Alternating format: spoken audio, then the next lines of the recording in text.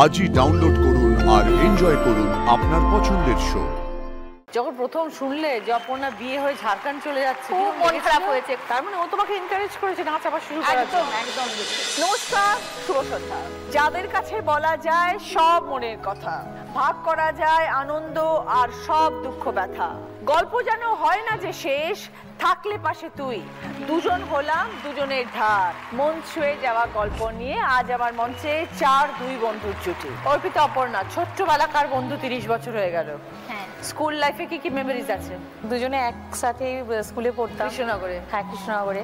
বাড়িতে গিয়ে 10 মিনিট হতো না, আবার তখন তো আর টেলিফোনের ব্যাপার ছিল না, ল্যান্ড ফোন ছিল, আবার চলে আসতাম ওদের বাড়িতে সাইকেল চালিয়ে আবার দেখা করার জন্য। তো সেরকম ভাবেই বড় হওয়া। সেরকম ভাবেই বড় হওয়া। ও খুব শান্ত ছিল আর ও একটু চুপচাপ থাকতো, কিন্তু ওর পরিবর্তন হয়েছে এই 30 বছরে। ওর পরিবর্তন হয়েছে অনেকটা। সেটা কিভাবে পরিবর্তন হয়ে গেল? দায়িত্ব এসে পড়েছে, তোর বেশ কাজের হয়ে গেছে, খুব কাজের হয়ে গেছে। মানে ভাবাই যায়নি যে ও যেগুলো করতে পারতো না সেগুলোও করতে পারে। ও ভীষণ কাজের হয়ে গেছে এখন। আর ও যে এত ডানপিটে ছিল, ও এখন এত শান্তভাবে সংসার করে সেটাই ভাবা যায় না। ও লোকের কাছে উঠে আমপাড়া জামপাড়া এসব করে বেড়াতো। তারপর দুজন তো একসাথে কলেজ করলে? কলেজও একসাথে? এইচএস অব্দি একসাথে পড়েছি, তারপরে ওর কলেজ আলাদা হয়ে যায়, আমার কলেজ আলাদা হয়ে যায়। আচ্ছা, যোগাযোগটা সবসময় ছিল। তারপরে বিয়ের পরে অপর্ণা তুমি চলে আসতে পাশে। তো ছোট্টবেলা থেকে এত ক্লোজ বন্ধু, যখন প্রথম শুনলে যে অপর্ণা বিয়ে হয়ে ঝাড়খণ্ড চলে যাচ্ছে, খুব মন খারাপ হয়েছে। অর্পিতা, তার কতদিন পরে বিয়ে হলো? আমার অনেক বছর পরে, আমার 12 সালে হয়েছে, ওর 5 সালে হয়েছে বিয়ে। ওর এত তাড়াতাড়ি কিসের ছিল বিয়ে? বাবা দিয়ে দিয়েছে। ডানপিটে ছিল না, এত চঞ্চল ছিল সব ব্যাপারে। ও আমাকে, আমি যেগুলো বাড়িতেও বলতে পারি না সেগুলো ওকে বললে, আর ওর ম্যাচুরিটি আমার থেকে অনেক বেশি, ও সব ব্যাপারে আমাকে সাহায্য করে আর মেন্টালি দিক থেকে এতটাই সাপোর্ট করে, আমি ওকে বলেই শান্তি পাইছি। খুব ভালো থেকো অর্পিতা, অপর্ণা, এই বন্ধুদের জন্য সবসময় এরকমই থাকে। তুমিও খুব ভালো থেকো দিদি। একদম, থ্যাংক ইউ। আমরা চেষ্টা করবো সবসময় সারা জীবন চালিয়ে নিয়ে যাওয়ার বন্ধু। নিশ্চয়ই। আমার তো মনে হয় মা বাবা সন্তানের পরে সব থেকে যেটা সব থেকে কাছের সম্পর্ক হচ্ছে বন্ধুর সম্পর্ক। একদম। খুব ভালো থেকো অর্পিতা, অপর্ণা। শায়নি, শ্রেয়া, বলো। একজন জামশেদপুর, একজন উত্তর 24 পরগনা, দুজনেই গেলে বোলপুরে কলেজে ভর্তি হলে। তারপর বন্ধুত্বটা হলো কিভাবে? আমাদের বন্ধুত্ব হয়, আমি যাই বিশ্বভারতীতে এন্ট্রান্স দিতে, আর ও যায় এন্ট্রান্সের প্রিপারেশন করতে।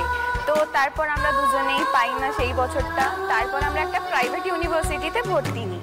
তো সেখান থেকেই আমাদের, বোলপুরেই সেটা, আমাদের সেখান থেকেই আলাপ হয়, সেখান থেকেই কথা হয়, তারপর সেখান থেকে বন্ধুত্ব শুরু। পর বিশ্বভারতীতে দুজনেই ট্রাই করি, তারপর দুজনেই পেয়ে যাই।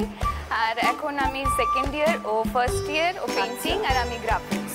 ওকে, মানে তুমি 1 বছর সিনিয়র? হ্যাঁ। আচ্ছা, তুই এই যে একসাথে থাকা হয়, হ্যাঁ, রুমের তো অনেক কাজ থাকে, কে বেশি দায়িত্ব নেয়? ও বেশি দায়িত্ব নেই, আমি বেশি কথা শুনি। খবর নিয়েছো কেউ আছে কিনা? ওই দেখো আমার হাত দিয়ে নাম্বার খেলছে, ওটা আমি দেখে নিলাম। কে আছে? মানে বলা যাবে না, বাড়ি যেতে হবে। তাতে কি হয়েছে? বড় হয়ে গেছো তো। শাইনি, তুমি তো একটা অন্য জায়গা থেকে এসছো, মানাতে অসুবিধা হয়নি এখানে? অনেক অসুবিধে হয়েছে। মানে আমার মেন প্রবলেম যেটা, আমি বাড়িতে যেটুকু বাংলা বলতাম আগে, কিন্তু বাইরে আমাকে হিন্দি না হলে ইংলিশে কথা বলতে হতো। তো আমার বাংলাটাও তো স্ট্রং ছিল না।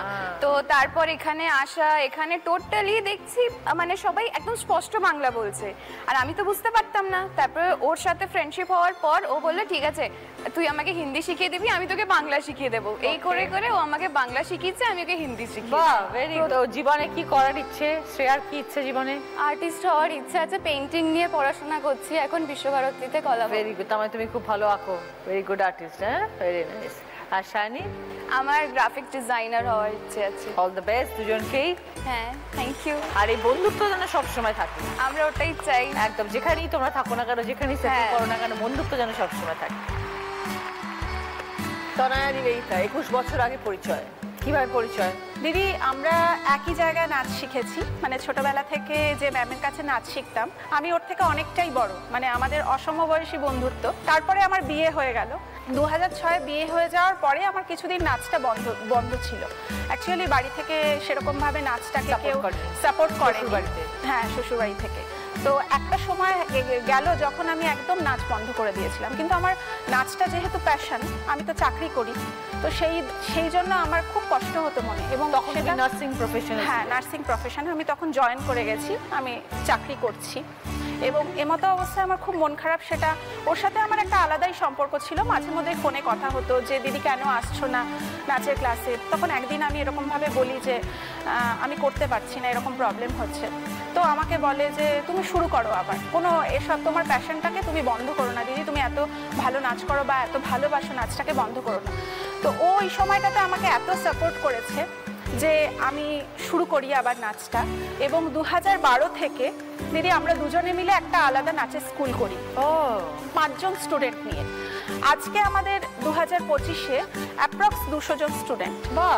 এবং আমরা দুর্গাপুরের বিভিন্ন জায়গায় প্রোগ্রাম করি, অনুষ্ঠান করি। তার মানে ও তোমাকে এনকারেজ করেছে নাচ আবার শুরু করার একদম জন্য। একদম দিদি। ইভেন আমিও যখন মানে কোনো সমস্যায় মানে 2016 আমার মা তখন গত হয়েছে, তো সেই সময় মানে আমার একাডেমিক আর প্রফেশনাল লাইফ দুটো আলাদা। আমি একজন বিটেক ইঞ্জিনিয়ার, আর তারপর প্রফেশন চুজ করেছি ডান্স। তো দিদি কিন্তু সেই সময় আমাকে মানে ভীষণভাবে সাপোর্ট করেছে, না তোর প্যাশনটা, তোর মায়ের স্বপ্নটা তুই পূরণ কর, আমি আছি তোর সাথে। তো সেক্ষেত্রে তারপরে দুজনে মিলে প্ল্যান করে হ্যাঁ নাচের স্কুল খোলা। আমাদের মোটামুটি 12 বছরের উপর হয়ে গেল একসাথে নাচের স্কুল। তবে যখন তুমি নাচ ছেড়ে দিয়েছিলে যে শ্বশুরবাড়ির সাপোর্ট পাওনি, তারপরে তুমি এত বড় একটা ডিসিশন নিলে যে আমরা এখন আবার নাচ শুরু করব, নাচের স্কুল খুলবো, তখন শ্বশুরবাড়ির সাপোর্ট না পেয়েছি? দিদি আমি সাপোর্ট পাইনি। আমি 2015 থেকে সিঙ্গেল মাদার। আমি ক্লাস 3-তে মেয়ে তখন পড়ে, তখন থেকে আমি আমার মা আর মেয়ে একসাথে থাকি।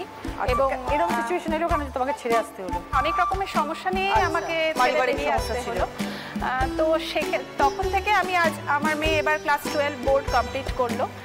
এইভাবেই এখন চলছে আর কি। আমার মা, মেয়ে আর আমি থাকি। আমার বাড়িতেও ভীষণ সাপোর্ট নাচটাকে। আমার মা না থাকলে আমি হয়তো এই কাজটা এত পারতাম না করতে, দুটো দিক একসঙ্গে সামলে। তো সেই সময়টাও নিশ্চয়ই নিবেদিতাকে পাশে পেয়েছো? একদম পাশে পেয়েছি। এইভাবেই দুজনে একে অপরের পাশে থেকো, আরো বড় হোক তোমাদের নাচের স্কুল। থ্যাংক ইউ দিদি, খুব ভালো থেকো দিদি তুমি। মৌসুমী সৌমি দুজনেই সিঙ্গার, পরিচয় কিভাবে? পরিচয় বলতে দিদি আমাদের সেরকম ছোটবেলা থেকে যে বন্ধুত্ব সেরকম নয়, আমাদের বিয়ের পরেই বন্ধুত্ব হয়েছে। বন্ধুত্বটা হয়েছে কোইন্সিডেন্টলি, মানে ও ট্রেনে ফিরছিল কলকাতা থেকে, তো আমিও ফিরছিলাম। মানে ও হাজব্যান্ডের সঙ্গে ছিল, আমার হাজব্যান্ডের সঙ্গে ছিলাম।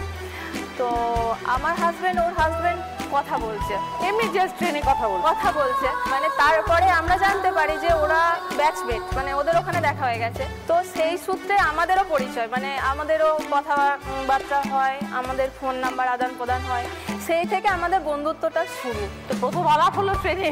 হ্যাঁ তারপরে কি দেখে মনে হলো যে এত ভালো বন্ধু হতে পারে? দিদি মনের মিল হলো খুব। দেখলাম যে আমার ওর মানে সব কথা বলা যায়, শেয়ার করা যায়, খুব মানে বোঝে ব্যাপারটা, এমন কিছু। মেনলি হচ্ছে গানের সূত্রে দিদি, মানে দুজনেই গানটাকে পছন্দ করতাম, তো গান নিয়ে এগোবো ভাবলাম। তো গানের স্কুল যাওয়া, মানে যেখানে আমরা এখন শিখি সেখানে যাওয়া, তো সেখান থেকেই গানটা নেই মেনলি আমাদের বন্ধুত্বটা শুরু। কে বেশি রাগী?